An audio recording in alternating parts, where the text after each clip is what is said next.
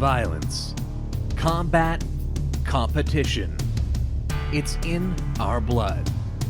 It's in our nature to test our skills and seek out victory by any means necessary. You are about to witness a competition like no other. 36 amateur fighters in 3 weight classes will do battle in a grueling league, fighting for points and a chance to be crowned champion. With so many variables, few things are certain. One will rise, many will fall, and no one's getting paid. After 4 grueling battles, these 12 middleweights face one final challenge. Tonight, 4 of them take one giant step closer to championship glory.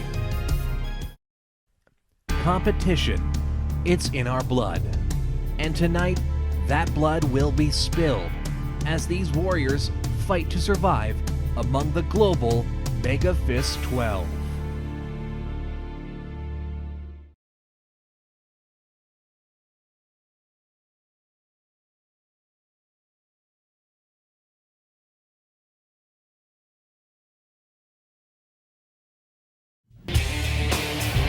It is the final frontier for the middleweights tonight here in Branson, Missouri. The Nugent Center is the spot.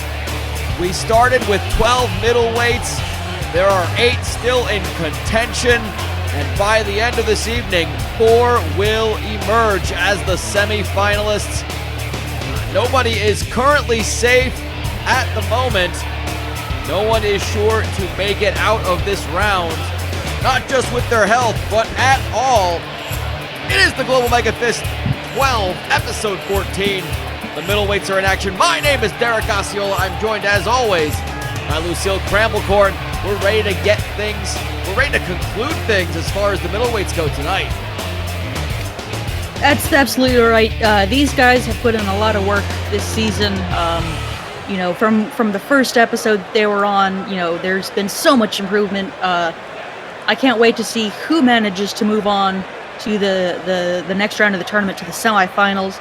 And, it's going to be a great night of fights. I can just feel it in the air tonight.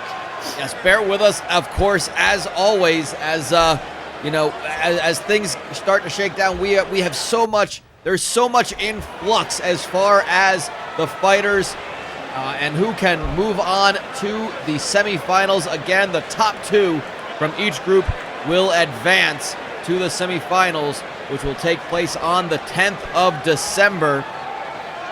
However, we will do our best to try to tell you the situations that are necessary in order and basically to tell you what the situations are to allow whomever to advance.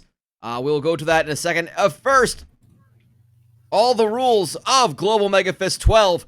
All of our fights are amateur mixed martial arts bouts. That means they are only 150 seconds or 2.5 minutes long. A 10-point scoring system is in effect. No to the groin, no hitting the back of the head, and of course, no hitting on the judges.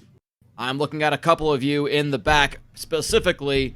And of course, if any of our fights do go to a decision, all of our judges score the fight based on aggression, damage, control, and the best pickup line that works on the judges.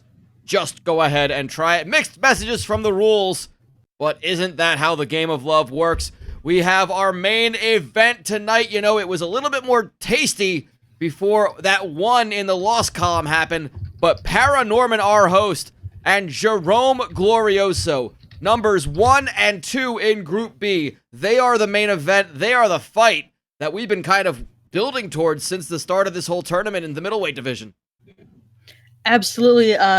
Going into this, I had thought Paranorman, our host, looked really solid. Jerome Glorioso, to me, has come out of basically nowhere, not only to win his presidency, but just to do so well in the tournament so far. This is going to be a barn burner, so get the kids out the barn. You don't want them dying due to smoke inhalation. This is going to be a great fight. Yeah, not just the he came out of nowhere, that nowhere literally being the French southern and Arctic lands that he is the unwilling president of. I can tell you right now, at 19 points, Paranorman in second place with 14. Paranorman is not a clinched fighter as far as making the semifinals. Glorioso has in fact clinched a spot in the semifinals, so I take that back when I said no one had clinched yet. Glorioso is in regardless. He is basically competing for his health, for just to finish out his rounds, get some good rounds in, and perhaps to maintain first place in the group. Paranorman, our host, currently at 14 points in second place. He could use a win to solidify it. A win will clinch it. Anything short of that, not necessarily a guarantee. He also could use some help from the opponents of those breathing down his neck. One of them, in fact, Chet Lama, the man who tapped him out in 72 seconds back in episode 11 just a couple weeks ago, takes on Grover Fuppenberg, who, of course, again, statistically out of this one, cannot advance. Chet Lama only 2 points behind Paranorman, so the right amount of results happen, and it puts Paranorman under the gun. Absolutely. You know, Lama, he started off 0-2, if I'm not mistaken. Correct, yes. He took some time to meditate up on the northern Alabama hills. He reached some sort of Zen state, and he's rattled off 2 first-round finishes in a row, and he is on the verge of making the next round, which I didn't think possible after his first 2 fights. He just looked listless out there, and this could be a great comeback story if Chet Lama can pull this off. It truly would be, should that happen. What a story it is. Again, he's 2 points behind Paranorman, our host, so he needs to best him at the very least. He must win, obviously, if nothing else, but he is in must-win situation and needs to do it fast. But as you said, 2 first-round victories. He certainly knows how to do it. The other man, also still mathematically in it, is Leon Pagliacci. He takes on the winless Slovan Medovic, so perhaps a beneficial matchup for Pagliacci, who's sitting at 2-2 with 10 points. But again, much like Lama, he's got to win, and he's got to win fast. Yeah, the sad clown is really under the gun here. If somehow he can pull this off, that'll be impressive too. He's almost has to get a first round finish to get any chance, and he's got a good shot against Medovic, who as we see is 0-4 so far. But it'll be tough just to get any kind of traction going for Pagliacci. No doubt about that. Again, Pagliacci currently in 4th place, needs a lot of help here. He needs to win. He needs to win fast, and he needs some help from those opposing him. I think he would have to do with a Fuppenberg and a Glorioso win.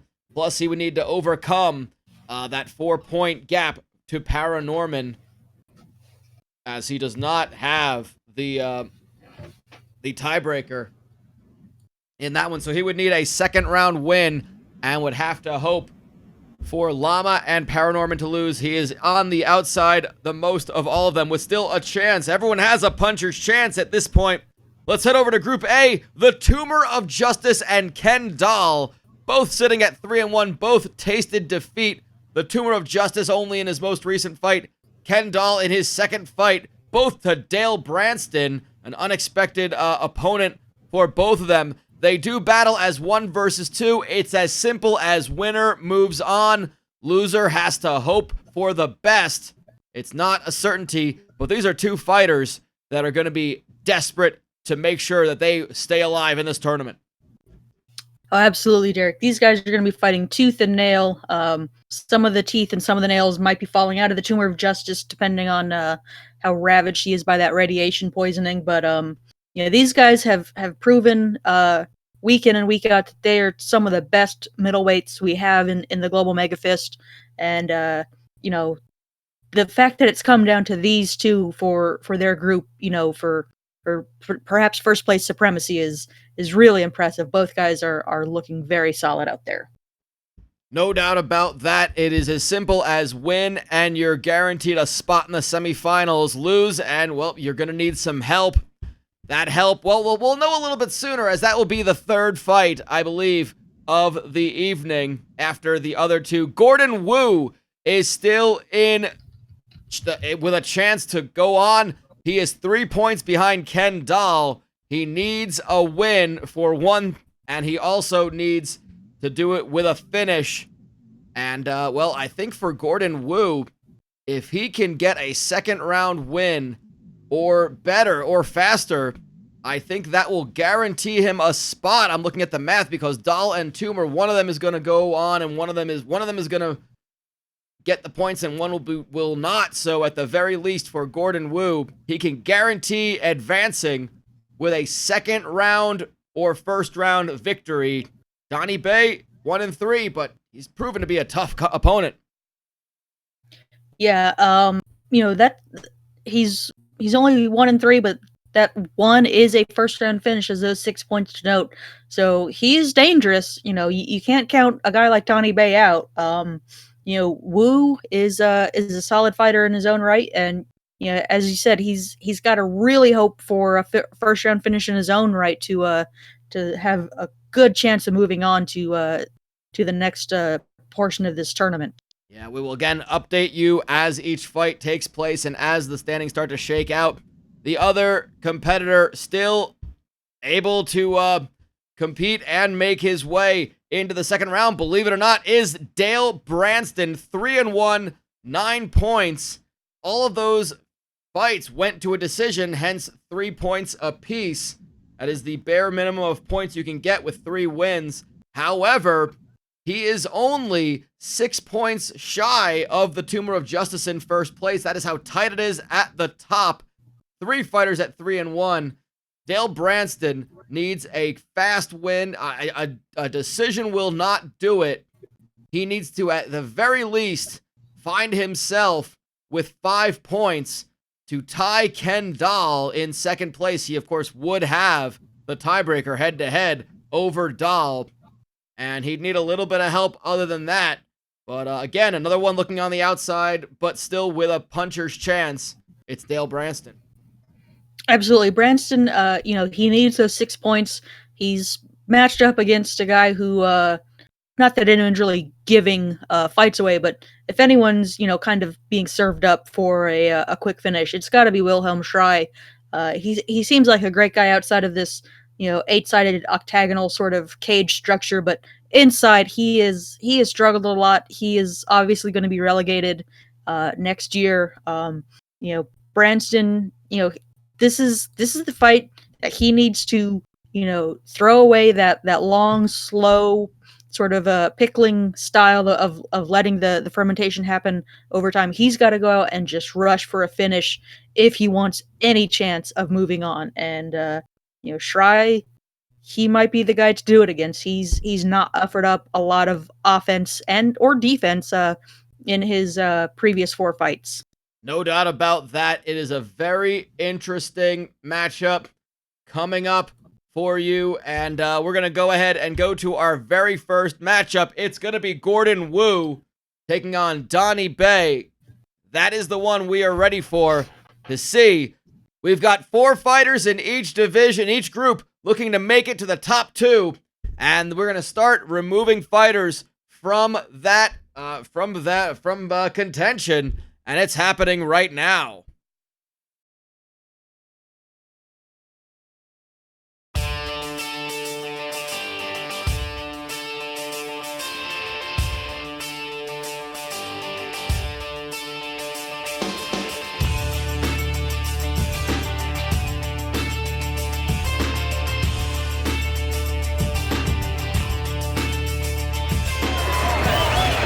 Notorious henchman, at least in the movies, Gordon Wu.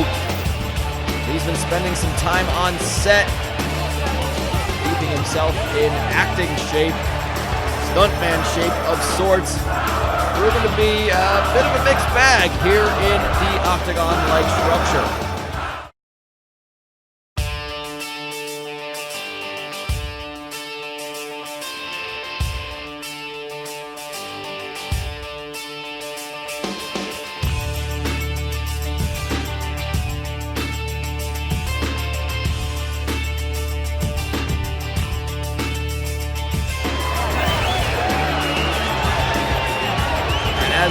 winter is approaching. Time to get to the indoor pools, nice and heated. Donnie Bay, well, he's earned himself a spot in the 2020 Global MEGAfist 12. However, not much of a season, but lots of time to improve upon as we go to the tail of the tape.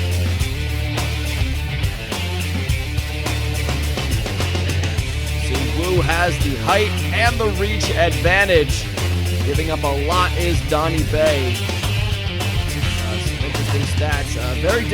Two very different sizes here, Lucille. Yeah, absolutely. Wu's got the size advantage. He's got the financial advantage. You ready? Are you ready? He's got the points advantage. Everything is tipping in Wu's favor. But like I said, don't count out Donnie Bay. That he has that one first round finish. He's obviously looking for another one.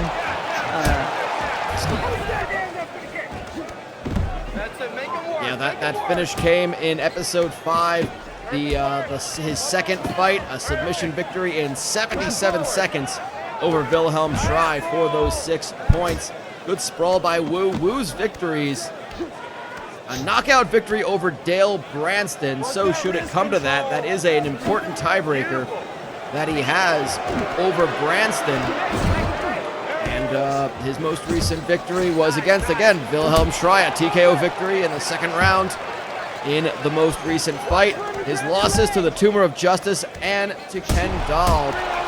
One via knockout, one via submission, but it was a late submission. He took the Tumor of Justice to a very long 3-round fight before ultimately succumbing. So again, some room for improvement, and again he gets taken down by Bay. Bay is coming in pretty strong. Wu, he gets back to his feet and he just kind of bounces on the balls of his feet as Bay is looking for a Kimura, but Wu was just sort of waiting for a takedown as if he's back on the set, waiting for a cue. He seemed a little lost standing up briefly. It is a very strange, it's a very good point you bring up, and it's a very strange, I don't say tactic, but a reflex. Again, when you're a stuntman, when you're the guy who watches as his henchmen get destroyed, only to become destroyed yourself. Maybe there is that just that reflex to let your opponent get the offense in. Although a nice uppercut from the sprawl. Big uppercut and shakes it out with a little bit of hubris. Yeah. Maybe he's maybe he's shaking something out. Maybe he's strained something and he's dealing with the best he can.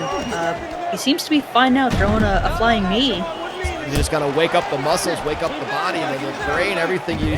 Again, you should be warming up in the back, but these are amateur fighters, and again, they have fought 5. This is their 5th fight in only a few months. That takes such a toll on your body as he takes Mount of Bay, and that is going to be the end of the first round of action. 5 points still available should a finish come in the second round.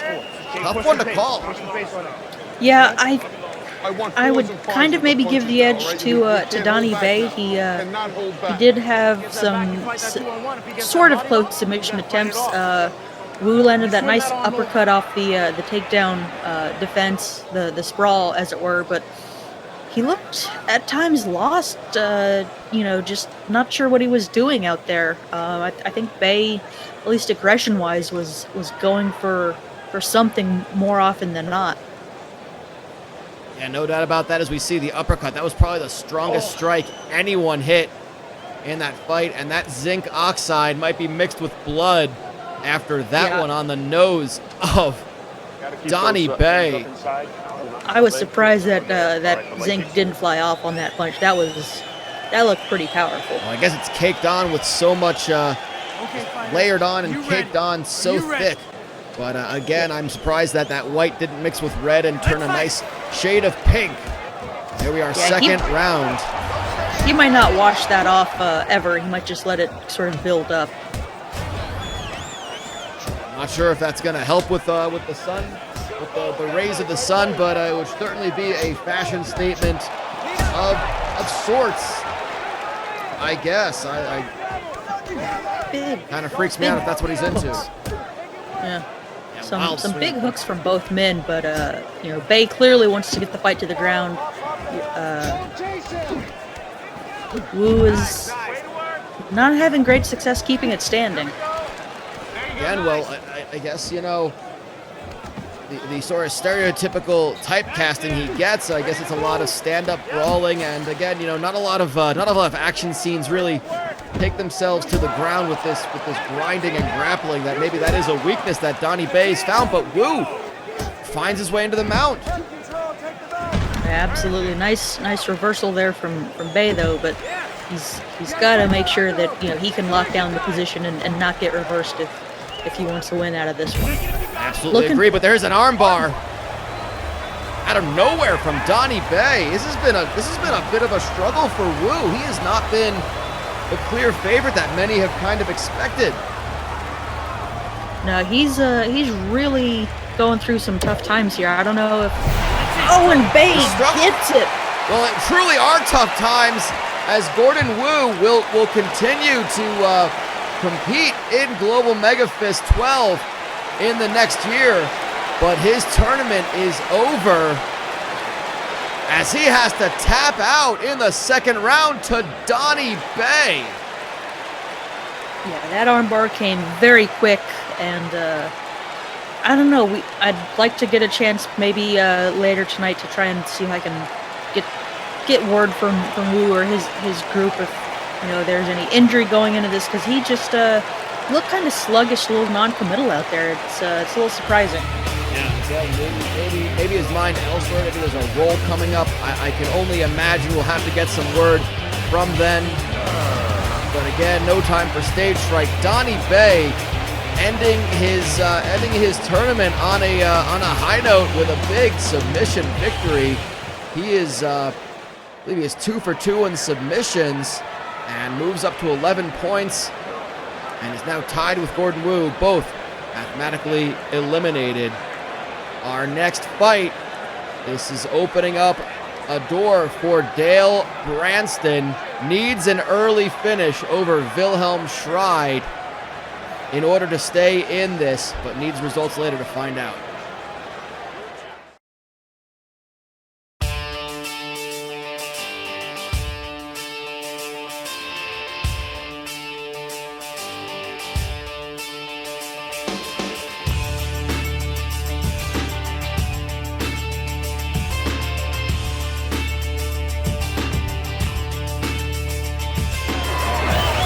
It's as simple as this for the man who is the Pickle King of New England. If Branston can win in the first round, he will go through regardless. If he can win in the second round, he will go through with other results.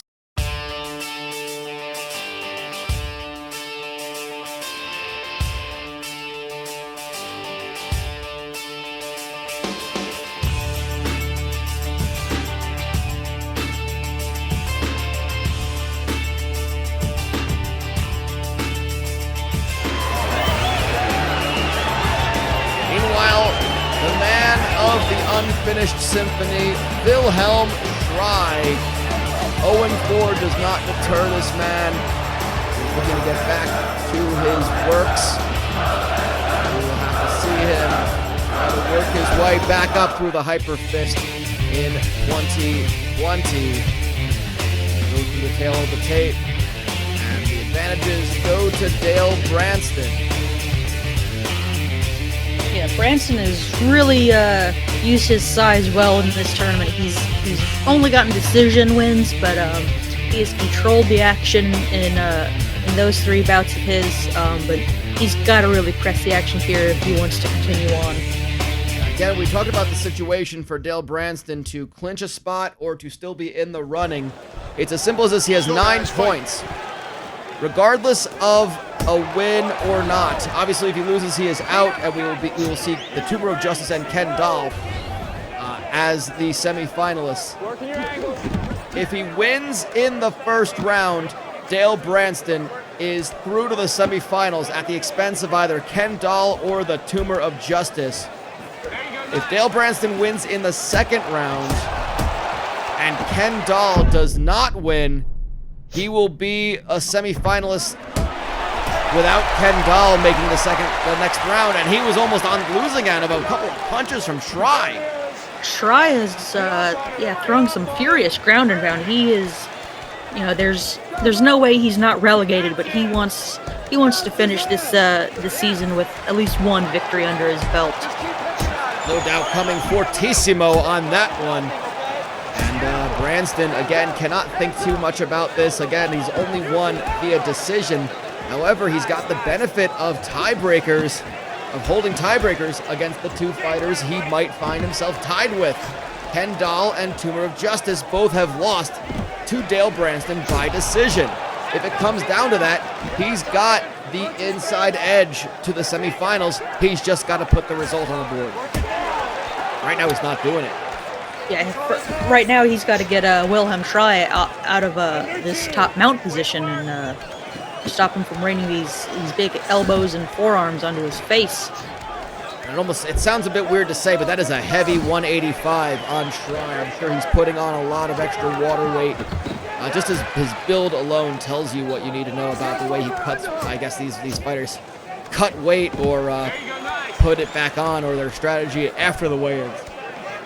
It's cutting weight. It's knowing how to use hip pressure to force the weight in the right spots to allow leverage or disallow your opponent's leverage. It's impressive what some of these guys have picked up in just a few short number of fights, just from what works and what doesn't. And unfortunately for Try, not much has worked. So he's I guess he might have learned most of all from anyone in this middleweight bracket. Yeah, again, some of this learning may have just been coming by chance or by accident or with no real actual learning taking place, but it all looks the same to us. That's the end of the first round. So Branston cannot, in fact, find himself. He's not a sure thing at the moment. A first-round win would put him in without any sort of qualifier. He now must finish this fight and be on the winning side and avoid that cut being a big problem. That is a huge issue on that left eye. That eye is looking bad. It's looking a little swollen. There's a cut under the cheek. I mean, Try ended that round with his arms covered in Branston's blood, which is, that shows how much force he was landing that ground and pound, that the blood was splashing all over Try's arms and shoulders. How wide that cut is. In fact, yes. So again, as is being pointed out to me, the Tumor of Justice with that lack of it. Oh, Branston goes right into it with a running knee. Seems to be a bit more urgency to this second round for Branston. And again, it's been pointed out to me that the Tumor of Justice on 15 points is a semifinalist regardless of performance in the next fight against Ken Dahl. And now it is a matter of Will Branston versus Dahl. Yeah, this will be interesting. Both men went for a front kick simultaneoly earlier. It's always interesting when two minds have the same idea at the same time. It's almost like kind of going for rock, paper, scissors in the same move. It's like, do you switch up or you go for the same thing and hope that your opponent doesn't do the exact same thing a second time? Impressive that it kept them both on their feet. Usually that kind of thing would just put at least one of them off balance, and with two amateurs, kind of surprised it didn't send them both careening backwards and onto their rear end. Yeah, I think if they were pros and they had the proper technique and a lot of oomph behind those kicks. Oh, big flying knee from Branston. We're seeing some fire. A little bit of heat, a little bit of hot pepper in the brining liquid. Yeah, I think that cut has really focused him to not let this fight go on any longer, because that cut could stop this fight. He's looking for a guillotine choke. I don't think he's got it at all, but again, I question, he was doing so well with the strikes. I kind of question that option, but Try lets him back up. That could be a mistake. Absolutely. I mean, Try did a lot of work. Drops him with a big right hook. Nice. Elbow maybe cut him open. I couldn't see from this vantage point. That elbow was looking to maybe return the favor. Let's go for an uppercut. This has been all Branston's round. I mean, if we're scoring this might even be 10-8, but again, scoring it will do no good. Branston has 27 seconds to finish this fight, and I've got to say, he's not too far off from doing it.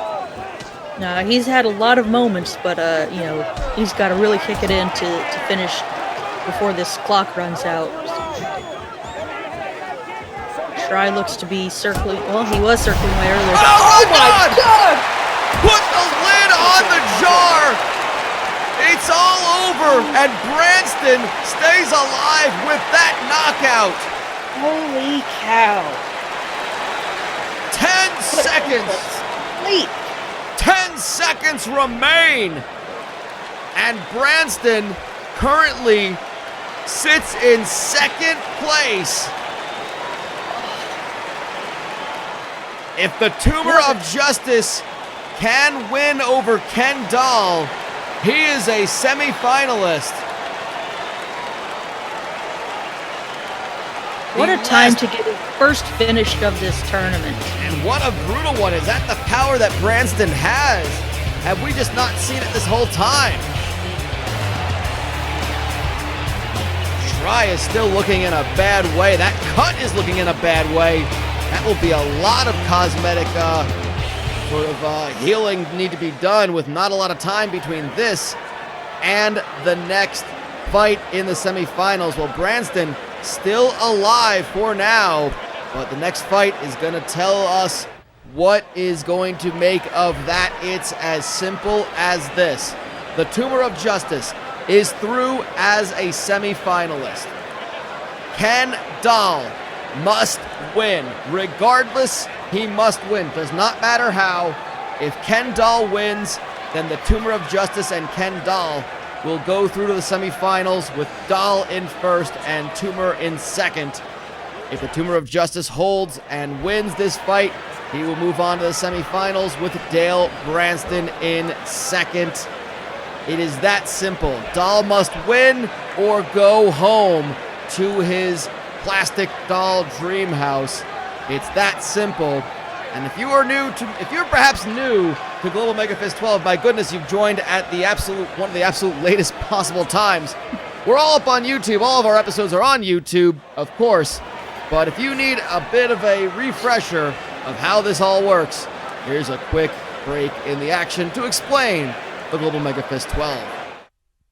The Global MEGAfist 12 is a grueling competition like nothing ever seen before in mixed martial arts.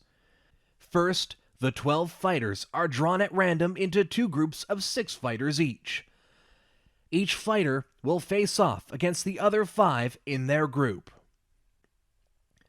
A win is worth 3 points, while a draw is worth 1.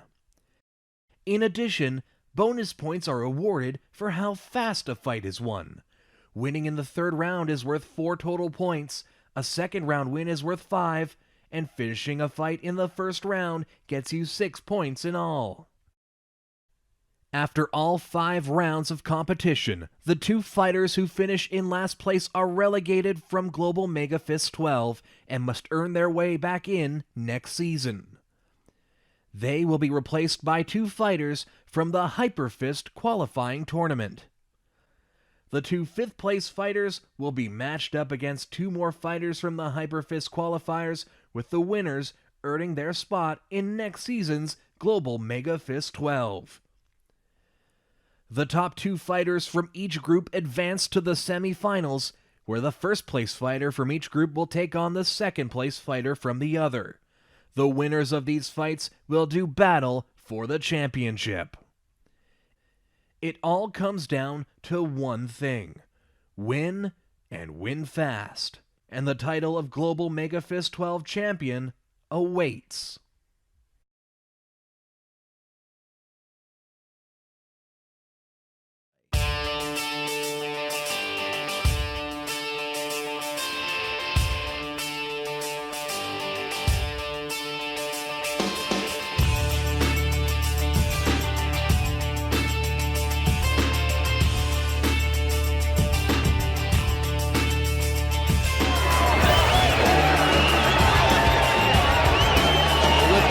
things are shaking up. The Tumor of Justice, the pressure is off as far as making it to the semifinals. But the pressure of, well, all the things living in his body.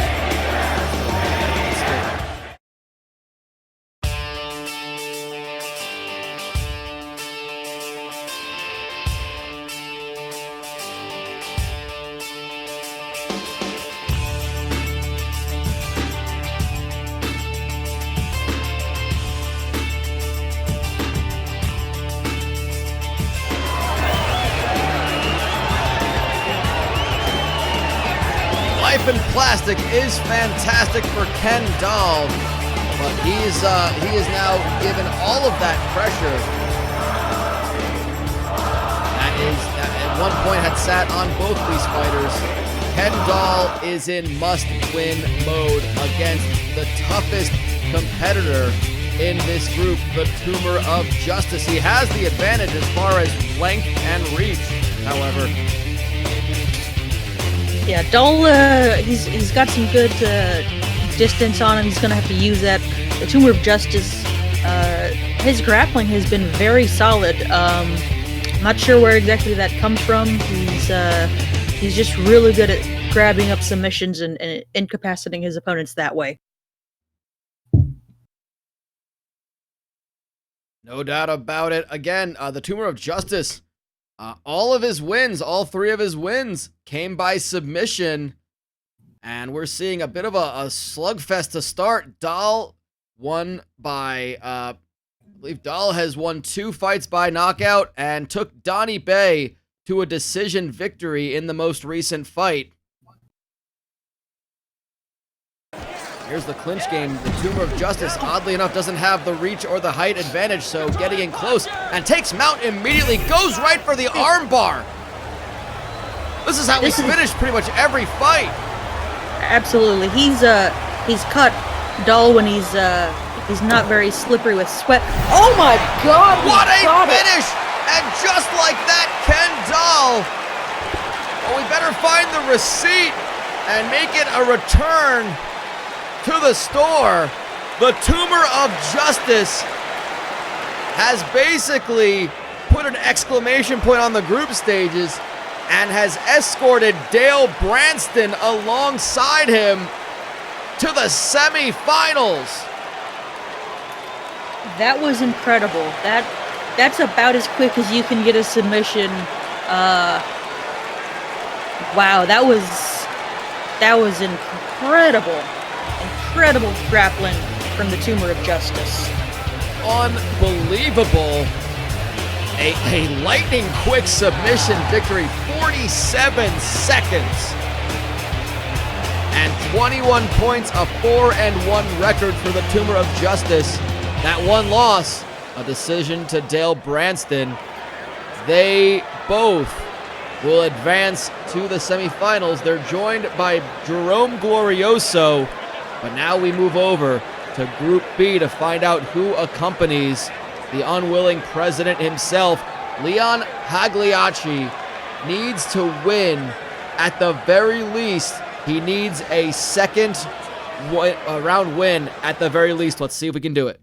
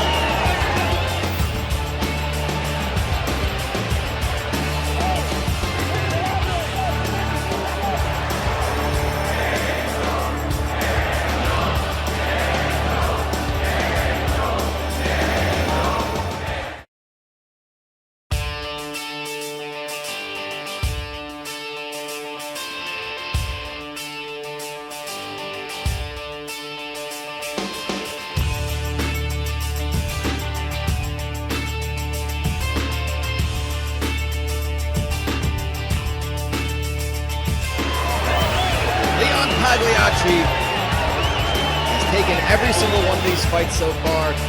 with the utmost seriousness that is painted on his face. Started out rough with a loss to Paranorman, our host, who would knock out in the 3rd round.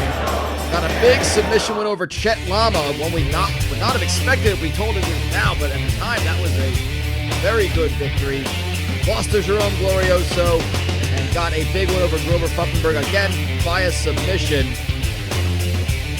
See the tail of the tape, very, very close for both fighters. Pagliacci needs a 2nd round or 1st round victory to jump ahead of Paranorman, our host, and Chet Lama. That is how simple it is. It's going to be a good fight. Medovic, he's got the size advantage, but he's definitely not necessarily used it as best he's able to in previous fights. Oh. Not sure exactly what Pagliacci was going for. Maybe some sort of Eminari roll. Or maybe he just slipped. Maybe there's a banana peel. That seems a little bit more likely than going for what seems to be an advanced technique in grappling, in the grappling arts. But nonetheless, he's got a side control position and just kind of, gives a little bit of a shimmy.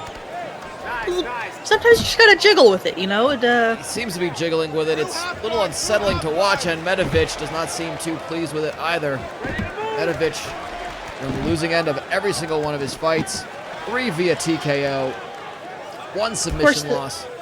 That could be a mind game as Pagliacci going for an armbar, but if Leon Pagliacci starts wiggling, perhaps like a body in need of medical attention, maybe Medovic will lose focus and allow himself to get, maybe caught in an armbar like we're looking at right now. Mind games abound. I would have to. That's a fantastic strategy by Pagliacci. Any sort of advantage you might need when you're under the gun like he is, there is a much needed victory in quick succession. Under a minute to go. Under a minute to go. There we go, and he's 6 points still in the balance, but Medovic working from the guard, and Medovic is trying to outlast, any sort of. Well, so far it's been an inevitability that he's going to be on the losing end, but again, we've seen fighters get their first win in their last fight. We saw it with Guff Magnuson just last week.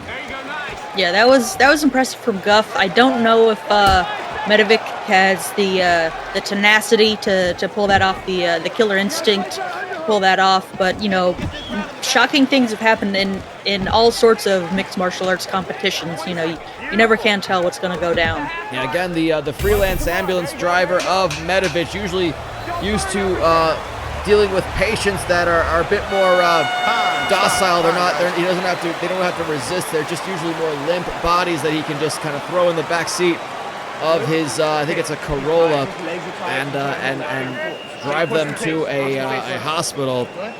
But he has to deal with a body that is resisting and trying to put an end to him. It all comes down to 1 round for Pagliacci to stay alive. He obviously needs help as well from the other fights. But in order to at least be alive in contention, he needs a 2nd round victory. Anything short of that will have him losing a tiebreaker to Paranorman, our host, currently in 2nd place. That doesn't even factor in Chet Lama in our next fight. Yeah, I would have to give this first round to Medovic. He avoided, getting caught in any deep submissions. He didn't do a ton of damage, but he controlled Pagliacci on the ground. He neutralized Pagliacci's offense, and some people will say defense is its own reward. You don't judge that in a fight, but a big knee from Medovic off that sprawl. Pagliacci already on his back, but goes for a submission. Just sees the arm there and goes for the Kimura. This would be quite the way to finish a fight on Medovic. I guess he just kind of left it on the mat. Oh, and he did! He cranks it and gets the finish! Oh my goodness. Medovic, I thought he might have knocked Pagliacci out cold with that knee, but he got sloppy, he got careless, and this bizarre clown man is well, he hasn't punched his ticket yet, but he's very close with this second round submission. Yes, we might see a big clown punch a little bit later. However, he currently sits in second place on 15 points. But he needs a lot of help. Pagliacci still alive in this tournament. But again, he needs some help from the other fighters like Grover Pfuppenberg and like President Jerome Glorioso. Regardless, a great season for Leon Pagliacci. Finishes the group stage at 3-2, 15 points. And a big 2020 for him, whether his season is over or not. As we talk about our next fight coming up, it's as simple as this for Chet Lama. He is in a must-win situation. To get ahead of Leon Pagliacci, he needs a finish. However, depending on that result, he may need some help from our main event as well. He can knock out Leon Pagliacci from contention with a finish, a non-decision victory. It's that simple. That's coming up in just a moment. We're going to take you right now to a rundown of our next show. Coming up, it's going to be a little bit sooner. We hope to see you on Sunday evening, 8:30 p.m. the time on Sunday night. The final group stages for the lightweight division. It's going to be big. I'm pulling up my stats right now to tell you who is in contention. I can tell you right now that we have two fighters currently already through to the semifinals. The Goblin, Rob Lynn, takes on Cale Howard. Rob Lynn not only has clinched a semifinal spot, he has clinched the top spot in Group B with one fight to go. He is at 22 points. He has been a powerhouse in this group. Yeah, I did not expect Rob Lynn to just perform as well as he has so far. And he hasn't even been in any trouble that I can recall. It's been pretty dominant from Canada's greatest pickpocket. Yeah, the most surprising thing I think being that knockout in the first round of Beginnis Swordhouse, who is in our main, I believe that's our main event. It's going to be one of our main events or last few fights. Who joins him in the semifinals? It's as simple as Sereno versus Swordhouse. A finish by Sereno will put him ahead of Swordhouse. A decision win for Sereno is not enough. Beginnis Swordhouse winning obviously will send him to the semifinals. We would have never thought that Beginnis Swordhouse is actually in danger of missing the semifinals.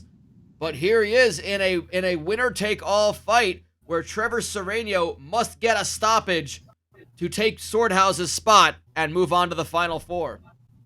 Yeah, it's very interesting how things have kind of coalesced with these lightweights. We had some front runners early. We had people, rise and drop off or start slow and pick up steam. Swordhouse with that loss against Lynn has kind of opened the door for Sereno. That's going to be a great fight. Apnea and Wintergreen is a relegation battle, I think, with some restrictions, with some qualifications. But that and Andromeda versus Fondant, I was just going to point those two out. Those are relegation battles. Yeah, there's a lot going on in pretty much all these fights. There's pride, there's points, there's so much on the line in our last regular season night of fights coming up this Sunday. And just to round it out, Miroslav Florislava clinched a spot in the semifinals, regardless of performance against Rear Sergeant Val Gibbs.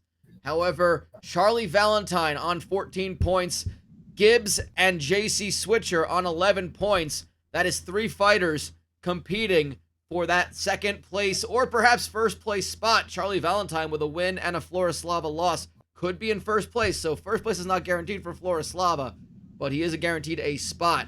Valentine's in the driver's seat on 14. Gibbs and Switcher with 11 are breathing down his neck. One of those three will join Florislava, and of course Sereno and Swordhouse will fight to see who joins Rob Lynn.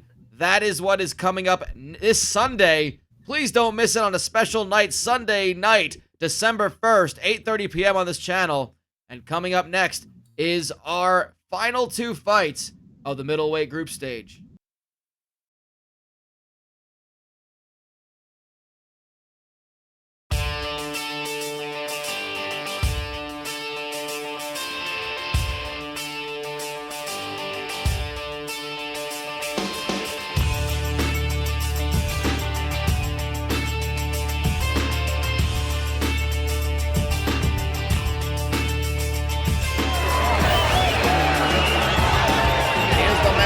Puppets. He is back.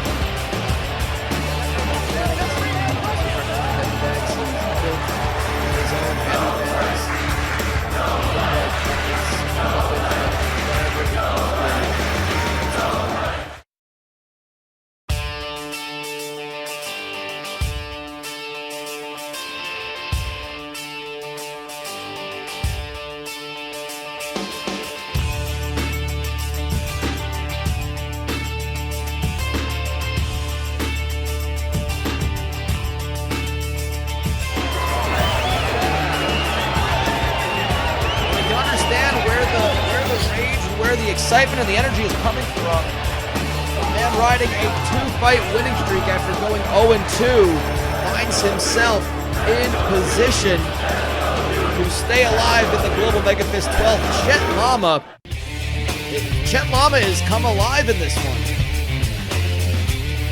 Absolutely, it's surprising, it's refreshing, it really shows, that these amateurs are learning as they go, and it's really impressive.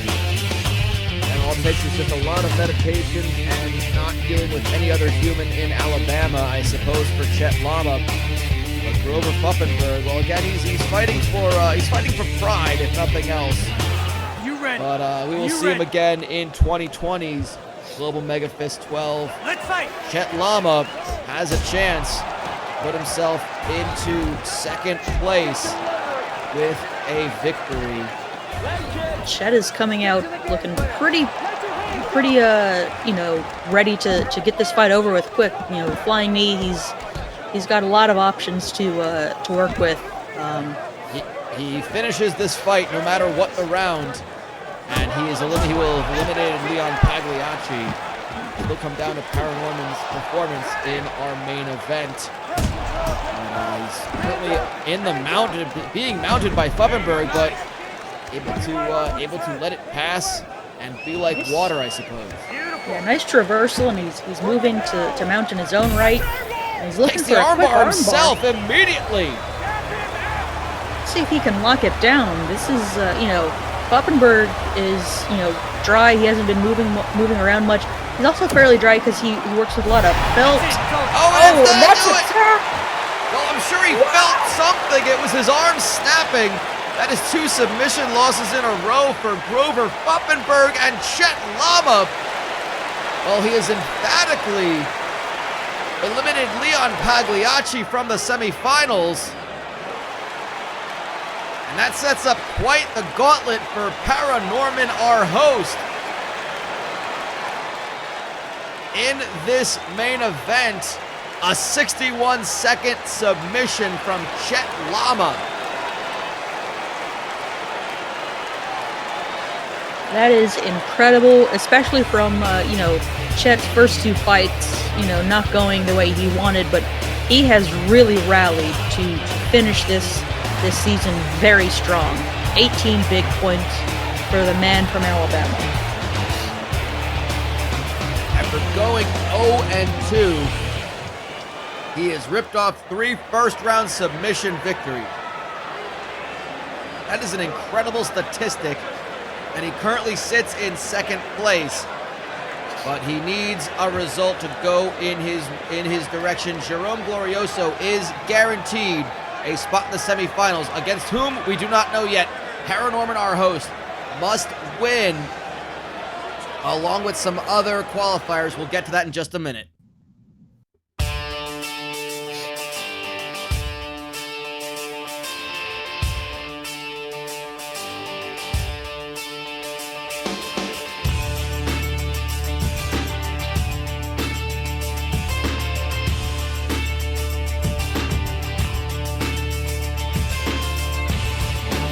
When your political career is not going well in the sense that you really wish you didn't have one, Glorioso seems to look at that and say, well, fighting isn't all that bad. He has not looked too bothered at any point in this octagon-like structure. He's going to have at least one more fight in the semifinals after tonight.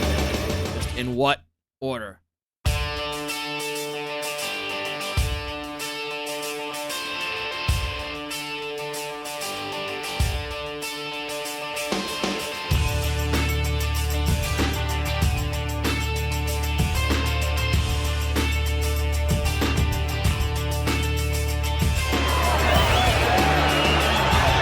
His opponent, Paranorman, our host. A very different situation. This is a man who came on so strong. A third-round knockout over Leon Pagliacci, a second-round TKO over Sloan Medovich, a second-round knockout over Grover Pumperford, then was tapped out by Chet Lama, the very man he is trying to overtake in the standings. Still, it'll be a very interesting battle this one. Absolutely. You know, these guys are very evenly matched. And if I'm not mistaken, Paranorman needs a second round finish or better because a 4-point win in the third is only going to tie him, and he's losing that tiebreaker to Lama. Is that correct? Correct. That is exactly what it is. Chet Lama, 18 points right now. Paranorman, our host, 14 points. A third round stoppage will give Paranorman 4 points. But he did lose that fight to Chet Lama, meaning that is the tiebreaker. So he needs to do something in this first 2.5 minutes or the following 2.5 minutes. Taking on a fighter, and Jerome Glorioso is yet to be. Not only does he have to get the win, he has to just defeat the man who is yet to his defeat. Yeah, absolutely. That's a tough task. Paranorman, he's got 5 minutes to make forever happen for him. I don't like to play favorites. Chet Lama, though, is just such an impressive story. I'd be absolutely devastated if Lama loses out on this last little bit of points work. But if Norman wins it, he wins it, and you just gotta move on to the next round. But we'll see both of them, of course, in the 2020 Global Megafist 12. It has been quite the adventure for both of them. And each of these 300 seconds for Chet Lama, as he didn't seem like he took too much damage. He can easily be checking this out in the back. Each of these 300 seconds are going by agonizingly slow for Lama. Nothing else, he's just looking for Glorioso to survive. I don't think Lama cares who wins, as long as it doesn't happen well, of course he cares who wins, but at this point I think his most important thing is just that this fight goes as long as possible. Absolutely. In a bit of a stalemate to start, I think Paranorman just trying to find his way in on Glorioso. He landed a nice lead hook. Yeah, Norman is nice exchange from both men. Norman is trying to find the big shots to finish it quick. Glorioso showing some pretty solid defense and countering pretty well, but this fight, as with pretty much any fight in MMA with these small gloves, it can change with one punch, one kick. No doubt about that. You are absolutely correct. When it comes to that, 10 seconds ago here in the first round, a flying knee just sidestepped by Glorioso. Glorioso's a bit of a mystery when it comes to his style as well.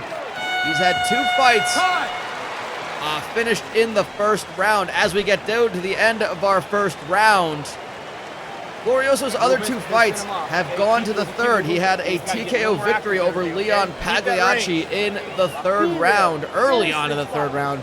His other fight, a decision win over Chet Lama. So it's really hard to say what sort of style you're seeing with Glorioso, because we've also seen him get wins via stoppage in roughly a minute or under in his other 2 fights. Yeah, these it's hard to get a read on this guy, politically, in the cage, just all over the place. He did, looks like he's put a lot of damage on both of Paranorman's eyes. There's a little bit of swelling, a little bit of cut, if Norman's gonna finish it in this round, he's gotta, make sure that those eyes don't swell up on him and hamper his vision. Yeah, it feels like, I mean, even if the second round finish wasn't absolutely necessary at this point, from the perspective of stopping that swelling and preventing it from getting too much worse, that is absolutely just an increase in... he started by landing a couple of things. He could be going for it now. He dropped Glorioso. This might be the first time we've seen Glorioso taking so much damage. Big knockdown for Paranorman, and the Glorioso recovers, and he's trying to shut down Paranorman's offense. A lot of time to recover for the president of the French Southern and Antarctic lands. 110 seconds to go. Back off and get this fight standing again, but lands in a very short punch or an elbow or something. Yeah, landed some good shots. A reversal from Glorioso. Let's see when we can see another. If we can see another vantage point, we'll have to see. I think Glorioso may have had a bit of a cut open up, or at least an abrasion that could become a cut over his right eye. We'll have to see if that. Can't really see anything. I don't see any blood kind of leak out, but again, he's on the bottom. Hard to see, but the clock just keeps ticking. 70 seconds to go for Paranorman. He's done so much so far. The final minute of the 2019 Global MEGAfist 12 for Paranorman. He needs this win, and he needs it now. Absolutely, he needs it, but he can't go too hard, or Glorioso can just catch him coming in with his own counters and turn out the lights. So he's got to be quick and fierce, but he's also got to be careful. Well, they both threw rights at the same time, and Glorioso was the one who connected. And again, perhaps you just have to throw caution to the wind and just say, go for it. If I'm gonna lose, I'm gonna lose. You can't be cautious when you have 22 seconds, but he tried to go for taking his back, but Glorioso rolled right through it. Oh my gosh. What a fight this has been. 10 seconds to go. The fight will continue even if it goes to the end of this round. And that will do it. Paranorman, our host, unable to make his way into the semifinals. We'll see a third round. This has been, we don't want to negate the fact this has been a fantastic fight. Oh, absolutely. Take nothing away from Paranorman. Take nothing away from Jerome Glorioso. It's just, Paranorman is now unable to reach the semifinals based on point totals. What an amazing round, though. What a fight indeed. What a fight it has been. We'll see Both one more round. Very close to being finished. Yeah, well, it wasn't for lack of trying. Credit to Paranorman for going for that finish. Glorioso, I mean, again, you're asking to get a win, a stoppage win over the man who has not even lost yet, let alone be stopped. When you're throwing your punches and he's And catching a third them, round he's awaits. come up with the uppercut. Paranorman, you got to wonder if mentally this kind of does anything to the man who was fighting so hard to make his way into the semifinals. Let's fight. Round 3, Glorioso and Paranorman. This is a fight we were kind of expecting to see. We're looking forward to seeing. Goes for a spinning back elbow. Just misses on it, but impressive. Like going for spinning back kick as well. One of those spirits must have gotten a hold of Norman and threw that idea into his brain. Started pulling the strings, perhaps the tendons, the veins. I don't know. Well, he lands a big right hook, a lead hook, and Glorioso. Oh, he's down. Dropped him. Big combo for What recovery! from Glorioso again. Unfortunately, a third-round finish would not do anything to improve Paranorman's points total. But man, would it be a feather in the cap to get the first win over Jerome Glorioso. He is hammering away.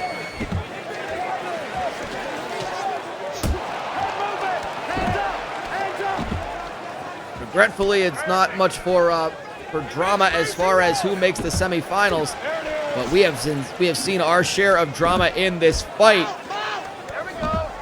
Absolutely. Glorioso has looked more in danger in this fight than his previous four. We've never seen him being dominated like this, and I think from the Glorioso camp, perhaps he's glad that Paranorman is not going to be a potential opponent. It would have to be in the finals, of course. But that's a little bit of solace as he takes some more damage with 50 seconds to go. We're seeing Paranorman. I don't want to say he just turned it on too late, but this has been the speed he has just been wearing down Glorioso with. Absolutely, it's impressive. I mean, Glorioso has been so dominant. He's looking outclassed here in this third round. Paranorman, I think, is just frustrated that he knows he can't make the semifinals, and Glorioso's the person who's getting that frustration, just smashed out into from Paranorman, our host. No doubt about that. You are absolutely correct when it comes to that. The 10 seconds ago, I can't believe we're going to see this go to a decision, as it would look like. I mean, who knows? There could be a lot happening in 5 seconds, but the way he's just grinding up against that cage. It looks like, yep, that will be... That's it. It's over. That will be the fight. What a fight. What a way to close out the group stage for the middleweights. Yeah, I mean, these, before this night went down, we thought these guys were both going on, and this is going to be a great potential 1 seed versus 2 seed preview, but they fought like it. It was a great fight. Just the points didn't work out for Paranorman. No doubt about it. That is unfortunately the nature of the competition. Truest sporting competition of mixed martial arts. On the amateur level, we have a decision pending. And I believe we'll have a winner announced in just a moment as the scores are being collected. And I don't even want to guess at the decision after some of the previous ones these judges have turned out. Well, it goes to Paranorman, our host. He delivers Jerome Glorioso his first loss via decision. And, well, again, it's a little bit of a feather in the cap, a little bit of, what's the word? Yeah, I'm not sure the exact terminology, but it's it's obviously the decision that Paranorman wanted. A moral victory, I think is what I'm looking for, is the phrase. Yeah. Norman, he might actually be lucky because that eye is looking pretty rough, and I don't know if he'd be healed up in time to make it for the semifinals. It's only 2 weeks away at this point. But let's go over the results once more tonight. Tumor of Justice, a submission win in the first round. Donnie Bay knocking out Gordon Wu with a second-round submission. And Dale Branston getting the finish to remove Ken Dahl from the semifinals. And here we are. There it is, the Tumor of Justice, followed by Dale Branston. As 1 and 2, Ken Dahl, Gordon Wu, Donnie Bay. We'll see them in the 2020 Global MEGAfist 12. But Wilhelm Schrei will be relegated and replaced in that one. We head over to Group B. Paranorman, our host, with that decision victory. However, it was Chet Lama's first-round submission that did in Leon Pagliacci and Paranorman.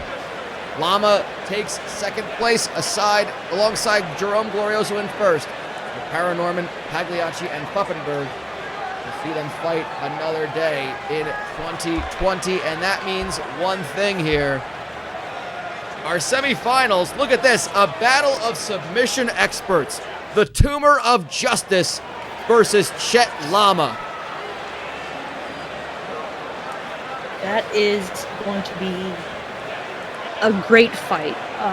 Chet Lama, all 3 first-round finishes.